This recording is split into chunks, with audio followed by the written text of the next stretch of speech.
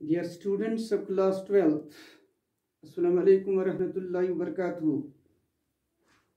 I am Ghulam Muhammad Sheikh, your political science teacher, presently posted as lecturer at Boys Higher Secondary School, Lalpura. Today I am going to interact with you on my topic that we were discussing since last couple of months. Today we are going to discuss its second phase. Our main topic, which is entitled as Alternative Centers of Economic and Political Power in the World Politics. इसका पहला जो phase था, ASEAN भी हमने discuss किया है as in alternative centre of political and economic power in the world politics. अब इसका दूसरा फेज, जैसा मैंने पिछले लेसन में आपके सामने डिस्कस किया था कि हम नेक्स्ट इस टॉपिक इस लेसन में नेक्स्ट इंटरेक्शन में हम यूरोपियन यूनियन पर बात करेंगे। तो डियर स्टूडेंट्स, आज हम इसी यूरोपियन यूनियन जो as second alternative economic and political power माना जाता है पूरी दुनिया में, तो चूंकि मैं आपको प्रीवियस जो मैंने कंसेप्ट आपको दिए हैं उनकी तरफ मैं आपको रिकैप कराने की कोशिश करूंगा। जैसे इससे पहले हमारा चैप्टर था US dominance in world politics. Bipolarity का खात्मा होता है, यूनिपोलरिज्म दुनिया में मुतारिफ होता है और इसमें टोटल डोमिनेशन आती है यूएसए की। इसी डोमिनेंस को चैलेंज करने के लिए, कम करने के लिए, दुनिया में बैलेंस ऑफ पावर को मेंटेन करने के लिए बहुत सारे स्टेटों ने इस डोमिनेंस को काउंटर करने की कोशिश की। इस काउंटर करने की कोशिश में बहुत सारे रीजनल ये मोमेंट्स वजूद में आई, रीजनल ये यूनियन वजूद में आई।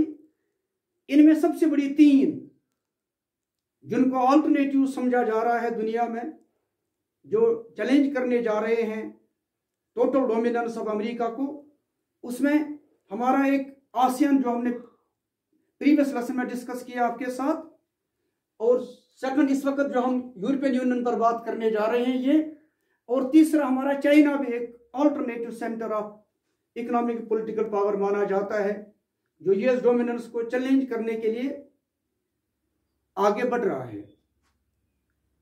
लेकिन बीच में मैं इंटरप्ट करूंगा आपको कि हमारे पूरे दुनिया में इस वक्त, पर्टिकुलरली हमारे मुल्क में भी, हमारे स्टेट में इस वक्त हेल्थ केयर के लिहाज से हालात ठीक नहीं है। एक आलमी वबा दुनिया को दस्तक दे चुकी है। लैक्स ऑफ प्रीशियस लाइव्स ये खत्म हो चुकी हैं, और अभी भी सर्वाइवल ऑफ ह्यूमैनिटी को थ्रेट है इस लाइवली प्लेनेट पर। अभी इसका कोई अप्रोप्रिएट वैक्सीन भी वजूद में नहीं आया है। इसका सिर्फ एक ही प्रिवेंटिव मेजर है कि हमें सोशल डिस्टेंसिंग को मेंटेन करना है, हेल्थ केयर को मेंटेन करना है, साथ ही साथ हमें अपने आप को कन्फाइन करना है।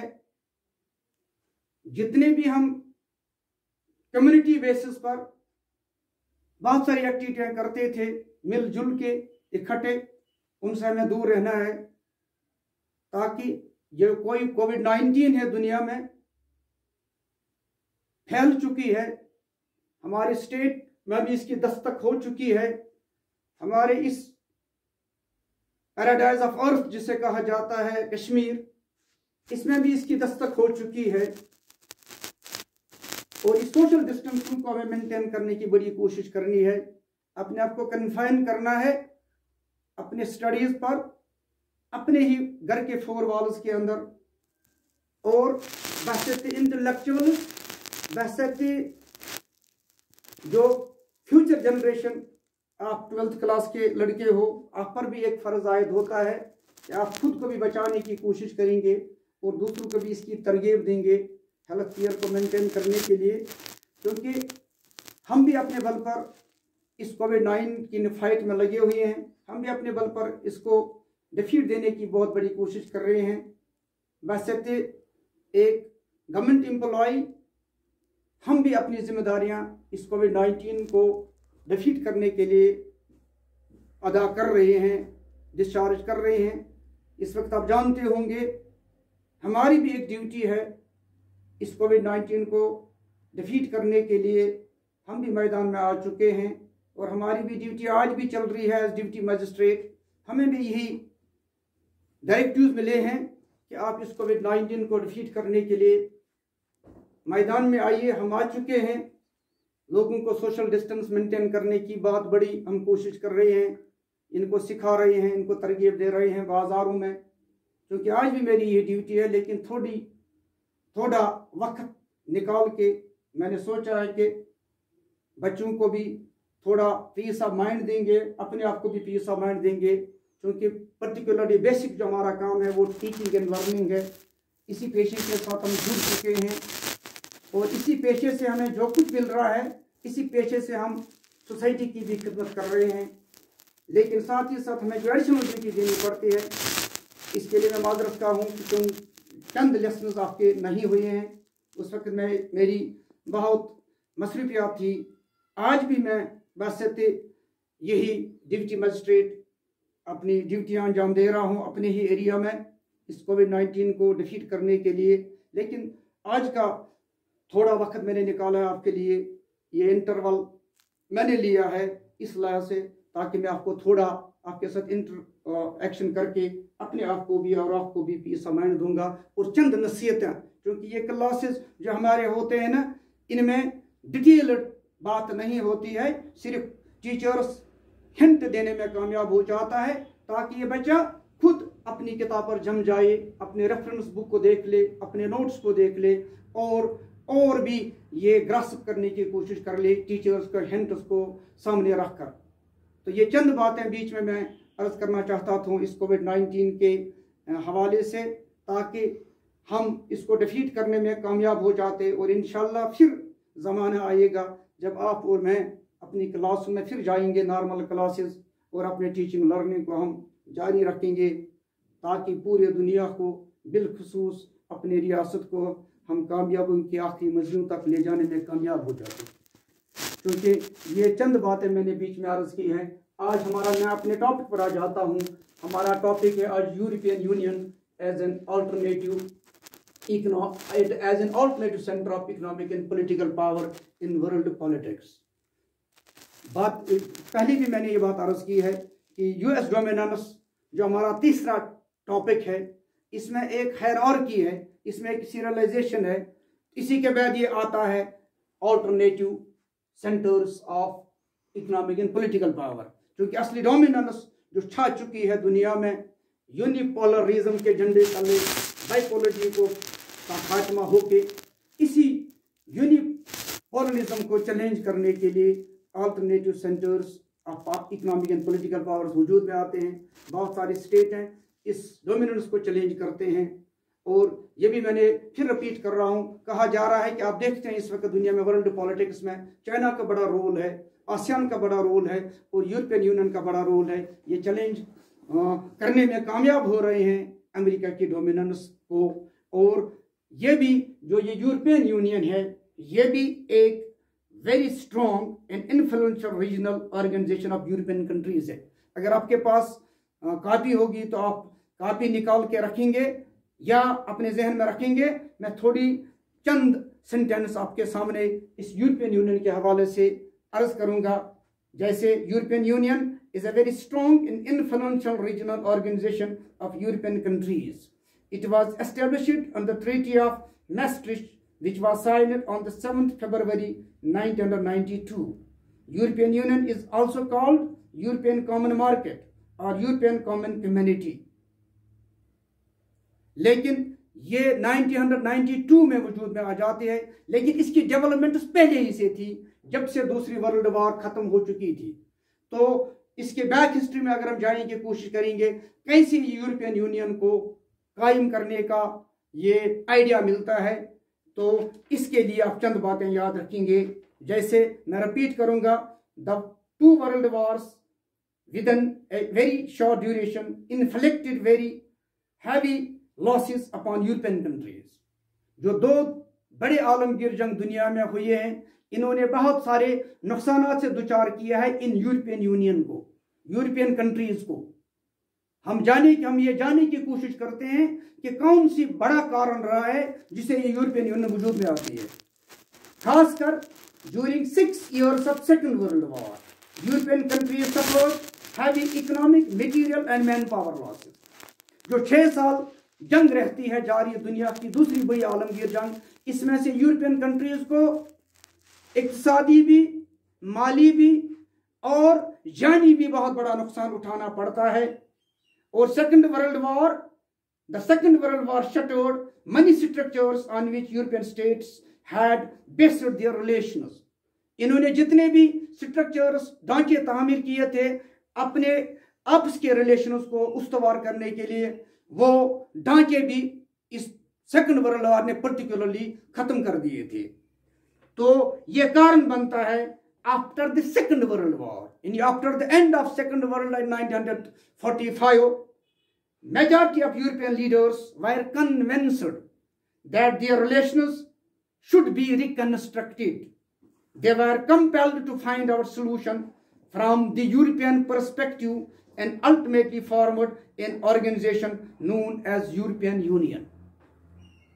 ये चंद मजबूरियां बनती हैं इनकी, जो दो आलमगीर जंग दुनिया में लड़ी जाती है, इनसे ज्यादा यूरोपियन कंट्रीज को ही खसारे से दो चार होना पड़ता है। खासकर जो 6 साल तक दुनिया की दूसरी आलमगीर जंग जारी रहती है, इसमें यूरोपियन कंट्रीज को बहुत बड़ा माली भी, इक्तिसादी भी और जानी नुकसान से दो चार होना पड़ता है। और ये यूरोपियन कंट्रीज के जो मेजॉरिटी ऑफ लीडर्स हैं, आखिरकार ये समझने में कामयाब हो जाते हैं, ये इकट्ठे टेबल पर आ जाते हैं और यूरोपियन पर्सपेक्टिव के हिसाब से इन मसाइल को हल करने की ये एक बहुत बड़ी तजवीज़ पेश करते हैं। और ये तजवीज़ बिल आखिर यूरोपियन यूनियन की शक्ल में दुनिया में नमूदार होती है। लेकिन इससे पहले भी बहुत सारी डेवलपमेंट्स हो चुकी है। जैसा मैंने कहा, ये 1992 में एक ट्रीटी ऑफ मैस्ट्रिक्ट के अंदर वजूद में लाई जाती है, लेकिन इससे पहले इसकी बहुत सारी डेवलपमेंट्स हो चुकी थी, जो कारण बनते हैं अल्टीमेटली 1992 में यूरोपियन यूनियन को क्रिएट करने के लिए। जैसे मैं आपके सामने ये बताऊं कि council of Europe was established 1949 में, 1949 में ही एक काउंसिल ऑफ यूरोप वजूद में लाई जाती है। इतना ही नहीं, 25 मार्च 1957 को 6 वेस्ट यूरोपियन कंट्रीज, जैसे उनके नाम होते हैं France, West Germany, Italy, Belgium, Netherlands, Luxembourg, ये भी एक ट्रीटी ऑफ पेरिस के तहत यूरोपियन इकोनॉमिक काउंसिल और यूरोपियन एटॉमिक एनर्जी कम्युनिटी को कायम करते हैं। ये इससे पहले की डेवलपमेंट्स होती है जो यूरोपियन यूनियन को वजूद और जिला बख्शने में बड़ा एक कारण बनता है बाद में। और 1992 में ये बिल्कुल वजूद में लाई जाती है इस ट्रीटी के तहत, जिसको हम ट्रीटी ऑफ मैस्ट्रिक्ट के नाम से जानते हैं। और ये यूरोपियन यूनियन, इसके भी बहुत सारे सैलेंट फीचर्स है। किसी भी चीज को अगर आइडेंटिफाई करना हो, उसके सैलेंट फीचर्स से आइडेंटिफाई किया जाता है। ये आप याद रखेंगे, यूरोपियन यूनियन ये दुनिया की इस वक्त पावरफुल एक रीजनल ऑर्गेनाइजेशन है, जो इस बैलेंस ऑफ पावर को मेंटेन करने के लिए और यूएसए डोमिनेंस को काउंटर करने के लिए वजूद में आ चुकी है। लेकिन इसके भी बहुत सारे फीचर्स हैं। आप यूरोपियन यूनियन को आइडेंटिफाई करना चाहते हैं तो पहले आप इनके फीचर्स को देखना होगा। इसके फीचर्स भी बहुत सारे हैं। नंबर 1 फीचर इसका है, it is the world's largest economy with a GDP of more than $12 trillion in 2005। ये दुनिया की बहुत बड़ी इक्तिसादी फोरम है, दुनिया की बहुत बड़ी लार्जेस्ट इकोनॉमी है। जैसा कि $12 ट्रिलियन इसकी जीडीपी था कब, 2005 में। और दूसरा इसका सैलेंट फीचर है, it has its own flag. European union का अपना एक झंडा है, इट्स ओन एंथम, इनका एक अपना कौमी तराना है। फाउंडिंग डेट इसका भी एक है, एंड इसकी अपनी करेंसी है जिसको हम दुनिया में जानते हैं यूरो के नाम से। यूरो इसकी कॉमन करेंसी है। नंबर नेक्स्ट फीचर इसका है, its currency euro can pose a threat to the dominance of US dollar. कहा जा रहा है यूएस डॉलर जो इस वक्त कीमती करेंसी दुनिया में मानी जाती है, इसको भी ये यूरो इस यूएसए डॉलर को काउंटर करने के लिए एक थ्रेट के तौर पर दुनिया में उभर चुका है। It has economic, diplomatic and military influence. और नेक्स्ट इसका, its economic power gives its influence over its closest neighbours as well as of the Asia and Africa. Africa और एशिया कॉन्टिनेंट पर भी, और इसके जो इतने हमसाया ममालिक हैं, इन पर भी इस यूरोपियन यूनियन का बहुत बड़ा इन्फ्लुएंस है। ये भी आप याद रखेंगे कि जो इसके प्रीवियस डेवलपमेंट्स थी, जिसके प्रीवियस डेवलपमेंट को तय करते करते जैसे ये 1992 में यूरोपियन यूनियन की शक्ल में वजूद में आती है, तो पहले इसकी जितनी भी डेवलपमेंट्स थी, जैसा under Marshall plan the organisation of European economic cooperation was established in 1948। ये चीजें हम याद रखेंगे।